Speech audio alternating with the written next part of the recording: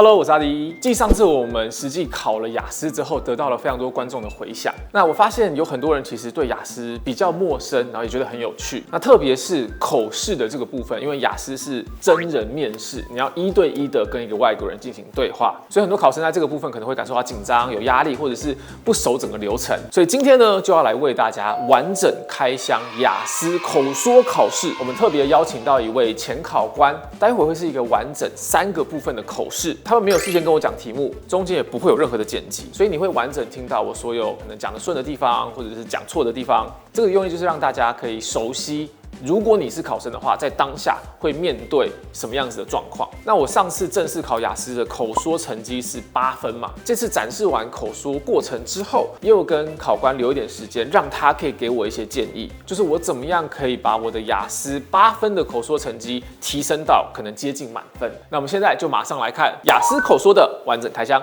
This is the speaking test for the International English Language Testing System, conducted on the 30th of August 2023 at British Council, Taipei, TW010.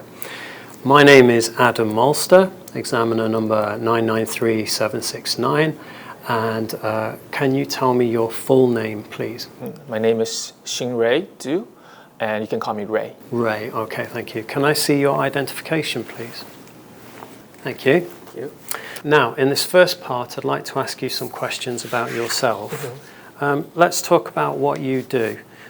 What do you work, or are you a student? I'm a YouTuber, and I've been a YouTuber since 2016, so a full-time YouTuber for about 8 years now. Why did you choose this work?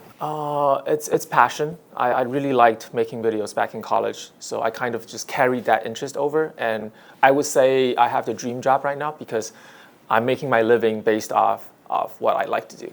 Okay. And do you enjoy your work? Yes, I would say I enjoy it very much. There's some downsides to this work, but overall, I'm very satisfied. Why do you enjoy it? Because I can reach out to my audience in a meaningful way, and I make connection with them. And sometimes I feel like the content that I make is very positive to them. What's the hardest part of your job? The hardest part of my job would be, I think creativity is the toughest part because we need to push out videos in a certain frequency. So for me, it's on a weekly basis. So if you are dry and you're out of ideas, it's going to be tough. Yeah. Do you think you'll do this work in the future? Yes, I believe so. Yeah, because I like I like making videos. So if there's a demand for my video, if there's audience still waiting for my videos, I'm gonna keep making videos. Let's move on to talk about shopping. Okay. How much time do you spend shopping every week? Not a lot. I don't. Wait, let me try to remember. Okay, so last time I shopped was for a book. I bought a book online, and that was 3 days ago. So why? I attended a book club, so I needed that book. I needed to finish that book before I attend the gathering, so I bought the book. Do you enjoy going shopping? I think I look at shopping more as a necessity. So I only shop for things that I need. So I wouldn't say I enjoy shopping. What's your favorite shop? My favorite shop, as in like, can a restaurant be a favorite shop? Really a shop. A shop. My favorite shop, maybe like a comic store. I'm really into comics, so yeah, I like the vibe of a comic store. Right. What problems are there with shopping in the city you live? The city I live in, the shopping. I can't really pinpoint a problem because I don't usually go out for shopping. I shop online most of the time, but if it's the area that I live in, there's not a lot of stores nearby, so I will have to travel more into the center of the city to get more stores that's really close together. All right. Let's move on to talk about reading. Okay. Do you enjoy reading? Yes, I do enjoy reading. Why? I think reading, so for me as a creator, I need a lot of input because my job is to gather information and create output. So reading is a form of input for me, and it's very efficient for me to gather all the information and get what I need from the book. What sort of things do you read? A lot of different things. So I recently came back from England. So one of the things that I bought was a book about the history of London, and I spent the entire time on the plane reading about the history of England, and that was very interesting to me, fascinating to me. Okay, so tell me something about your favorite book. My favorite book. It's going to sound cliche, but my favorite book is Harry Potter. That's a book that I read in high school, especially the last book, The Deathly Hallows. I think I've read that book over 3 times. Why is it your favorite? It's the conclusion, right? It's the finale of this very important series. So by then, the movie's not even out yet. So I feel like I'm onto something big, and I just really enjoy how the story unfolded and how the characters come together. Yeah. Now I'm going to give you a topic, and I'd like you to talk about it for 1 to 2 minutes. Before you talk, you'll have 1 minute to make some notes. Here's your question. Well, here's a piece of paper and a pencil. And here's your question. I'd like you to describe a song or a piece of music you like. Okay.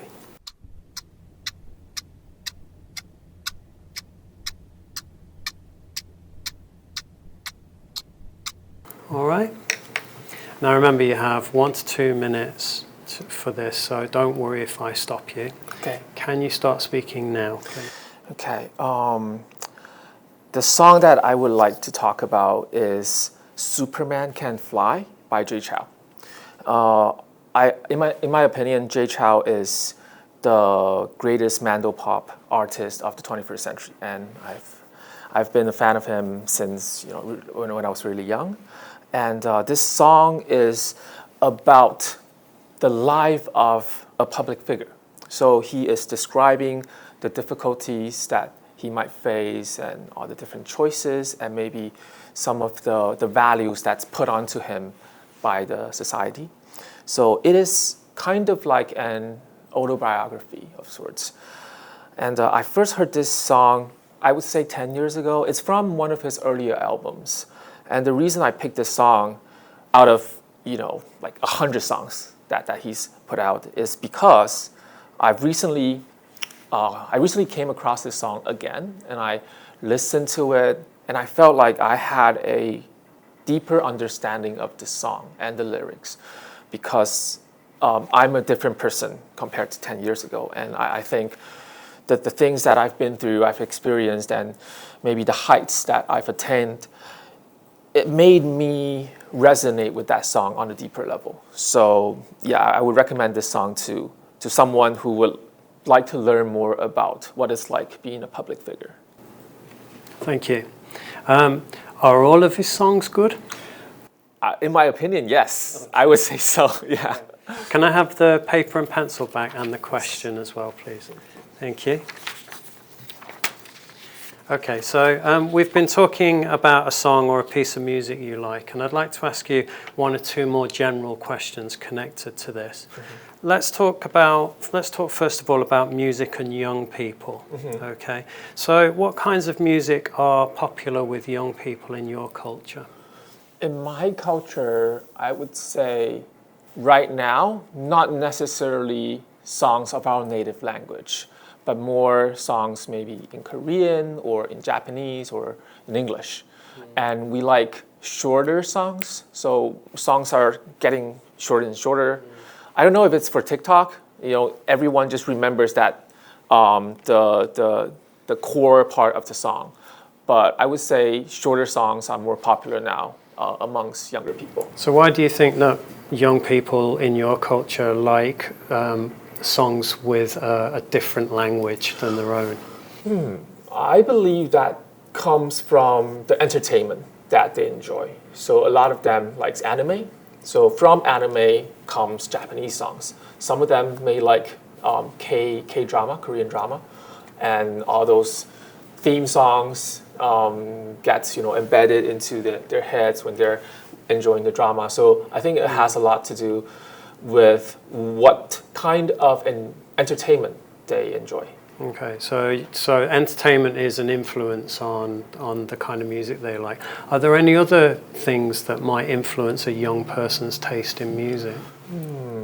I would also say short form videos like those on TikTok or dance challenges. For example, one song that's called Queen Card, that's from a Korean group, because a lot of different influencers covered that song and it became it brainwashed people. So the younger generation, they're more susceptible to these kinds of video formats, and in turn they like a certain piece of music. Why is it that younger people are more susceptible?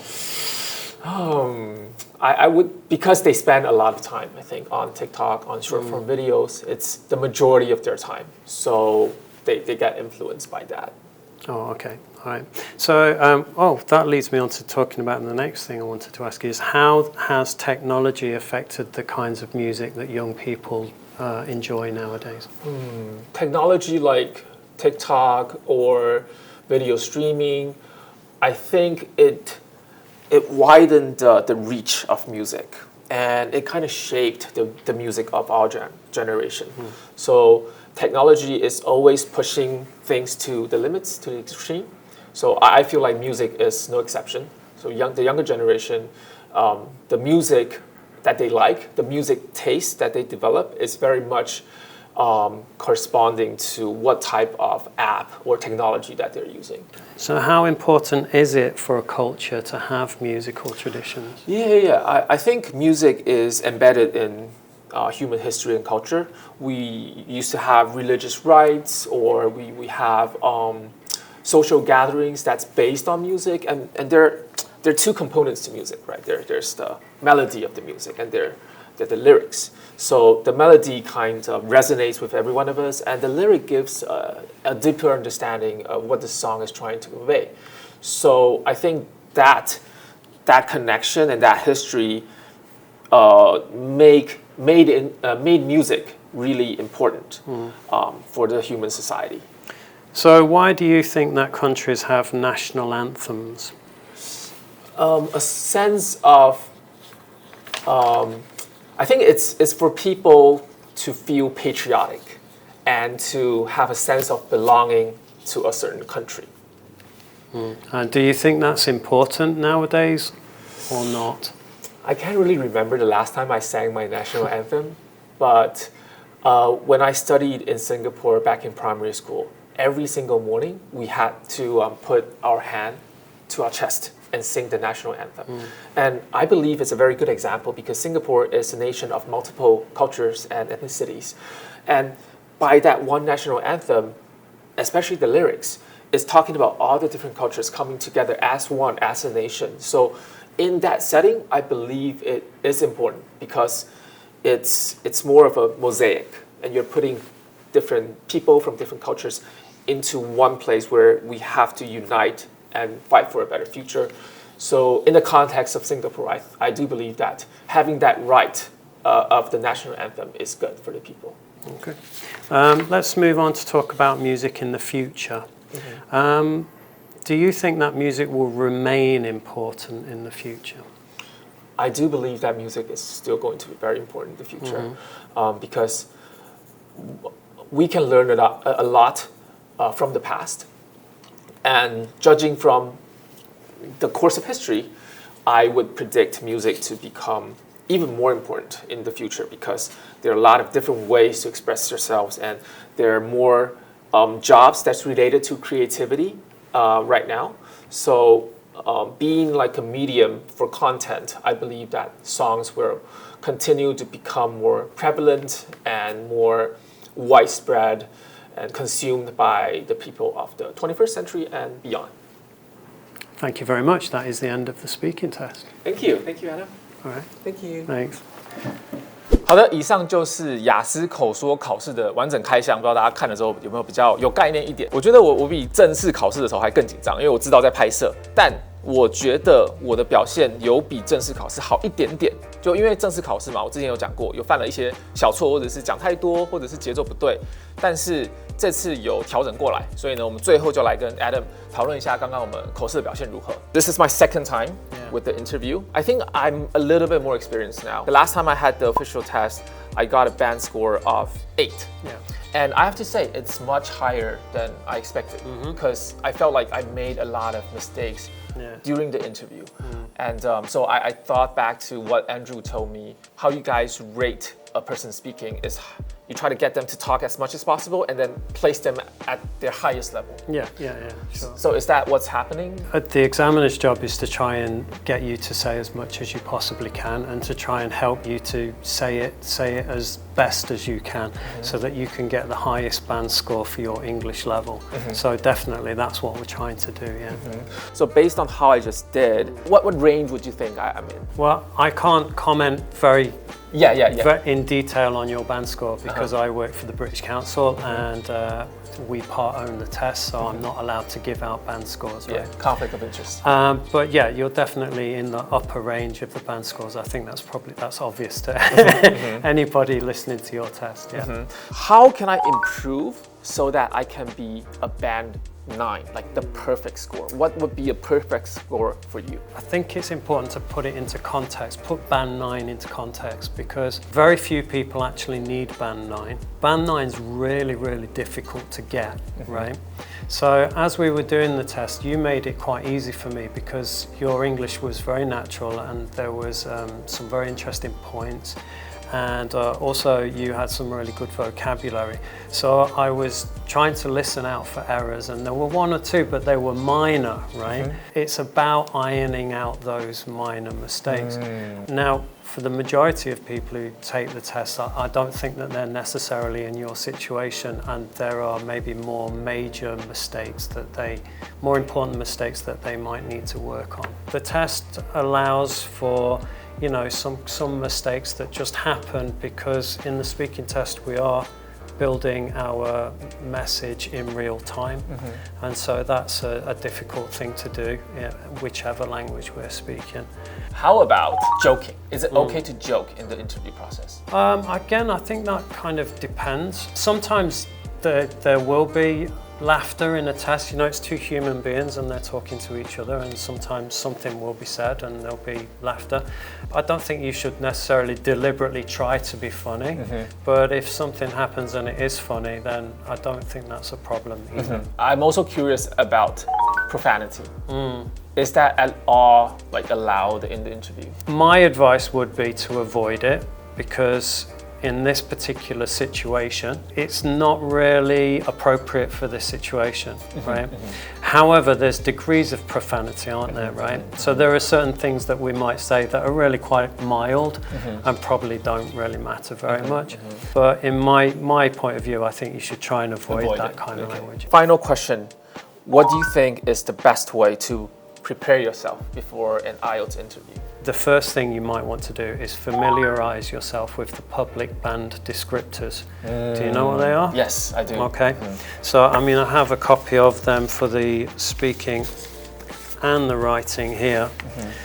So the advantage with the speaking band descriptors is that it breaks down what the examiner is looking for in order to award you each band at fluency and coherence, pronunciation, lexical resource, grammatical range and accuracy, right? It's good to be aware of those things so that when you're practicing, and that's another thing you should certainly do, is try and practice with somebody, then you're going to be able to try and push yourself a little bit further. What I would also do is I would definitely record yourself speaking and listen back to it. You want to know what you sound like and you want to know what mistakes you're making. Now the thing is when we're speaking in real time, we can't take notice of what we're saying as well as say it. That's just kind of beyond most humans' ability. So if you make a recording, then you can start to identify mistakes that you're making. But also, you might find from your recording I'm better at that than I thought I was. You know, I'm actually a bit more fluent than I thought I was. So maybe I'll slow down a bit. Maybe I won't worry so much about that.